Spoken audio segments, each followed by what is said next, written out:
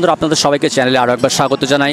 আজকে আমি চলে এসেছি একটি মনসা পুজোর মেলায়। হ্যাঁ বন্ধুরা, এই মেলায় প্রত্যেক বছর হাজার হাজার মানুষের সমাগম হয় এবং এই মেলাটি কোথায় হয় সেটা জানতে সম্পূর্ণ ব্লগটা দেখুন। তো বন্ধুরা, আমি এবার মেলায় প্রবেশ করেছি। এবার মেলার যে অংশে দেবী মায়ের পুজো হচ্ছে আমি সেই স্থানের দিকে এগিয়ে যাচ্ছি। তো এখানে আপনারা দেখতে পাচ্ছেন প্রচুর মানুষজন ভিড় করে দাঁড়িয়ে আছে মা মনসা দেবীর পুজো দেবে বলে। তো এই জায়গাটির নাম হলো ব্রহ্মাণীতলার মেলা, যেটি নাকাশিপাড়ার, নদিয়া জেলার নাকাশিপাড়ার থানার অন্তর্গত ষষ্ঠীতলা গ্রামের সংলগ্ন এই ব্রহ্মাণীতলায় প্রত্যেক বছর এই মেলাটি হয় শ্রাবণের সংক্রান্তির দিন। তো এখানে প্রচুর মানুষ দূর দূরান্ত থেকে ছুটে আসে মা মনসা দেবীর পুজো দেবে বলে। তো এবছরও তার ব্যতিক্রম নয়। তো এখানে প্রচুর মানুষের সমাগম হয়েছে, দেখতে পাচ্ছেন আপনারা। তারা ভক্তি সহকারে মা মনসা দেবীর পূজা দিচ্ছেন। এই যে পুরোহিত মশাই, এখানে অনেক পুরোহিত আছে। এই যে একটি গাছ, এখানে কোনো মন্দির নেই আপনাদের বলে রাখি। তো এইখানে যে একটি বড় পুরনো প্রাচীন অশ্বত্থ গাছ আছে, সেই গাছটির চার সাইড দিয়ে এরকম দেবী মায়ের মূর্তি রাখা আছে এবং যে সকল ভক্তরা আসে তারা এই দেবী মায়ের পুজোগুলো দেয়। এবং এখানে দেখুন পাশেই কিছু প্রসাদের দোকান আছে, এখান থেকে আপনারা 20-30 টাকা 50 টাকা দিয়ে এই পুজোর উপকরণগুলো সংগ্রহ করে নিতে পারবেন।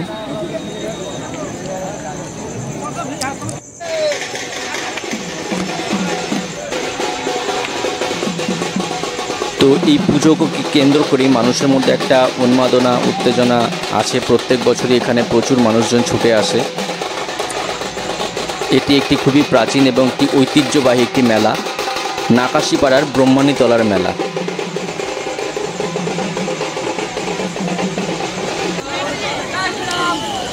তো দর্শক বন্ধুরা, চলুন এবার আপনাদেরকে মেলার ভিতর থেকে ঘুরিয়ে নিয়ে আসি। তো এখানে প্রচুর দোকানপাট এবং স্টল বসেছে।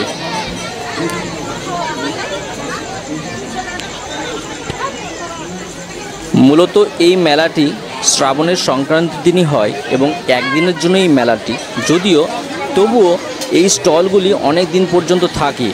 কারণ এখানে মানুষজন এই মেলাটা হয়ে যাওয়ার পুজোটা হয়ে যাওয়ার পরের দিনগুলোও এখানে আসে ঘুরতে এবং এই সকল দোকানগুলো থেকে তারা কেনাকাটা করে। পাশাপাশি এখানে অনেক কাঠের আসবাবপত্র পাওয়া যায় কম দামে। তো এই মেলাতে আগে গাছ, অনেক চারা গাছও বিক্রি হতো, এখন অবশ্য সেইটা আমি দেখলাম না, চোখে পড়লো না। ধরে নেওয়া যায় এখানে চারা গাছটা বিক্রি হয় না। তবে এই মেলাটা অনেক আগে এসেছি, ছোট ছিলাম যখন তখনও এসেছি এবং এখনও বড় হয়ে গিয়ে দেখছি এই মেলাটা। তো মেলাটা বহু বছর ধরে হয়ে আসছে। তো এই মেলাটা কিন্তু খুবই সুন্দর একটি মেলা এবং খুবই জনপ্রিয় মেলা।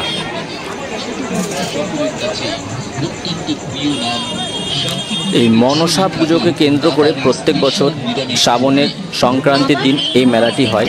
তো দেখতে পাচ্ছেন এখানে প্রচুর দোকানপাট, নাগরদোল্লা, খেলনা পাতি, প্রচুর দোকানপাট বসেছে এবং প্রচুর মানুষের সমাগম হয়েছে। ভিড় ঠেলে আমাদেরকে যেতে হচ্ছে রীতিমতো। বেশ সুন্দর লাগছে। এখানকার পরিবেশ কিন্তু খুবই সুন্দর, বড় বড় গাছে ঢাকা, বড় বড় সব অশ্বত্থ গাছ এবং সেই গাছের মাঝে একটা ফাঁকা মাঠ এবং সেইখানে এই মেলাটি প্রত্যেক বছর আয়োজিত হয়। এই জায়গাটা কিন্তু খুবই সুন্দর এবং একটা মনোরম পরিবেশ। তো সেই জায়গায় এই মেলাটি হয় প্রত্যেক বছর। এটি খুবই সুন্দর একটি জায়গা। তো দর্শক বন্ধুরা, এখানে বেশ একটি বড় পুলিশ বাহিনী মোতায়েন করা হয়েছে যাতে কোনো রকম ঝামেলা ঝঞ্ঝাট না হয়।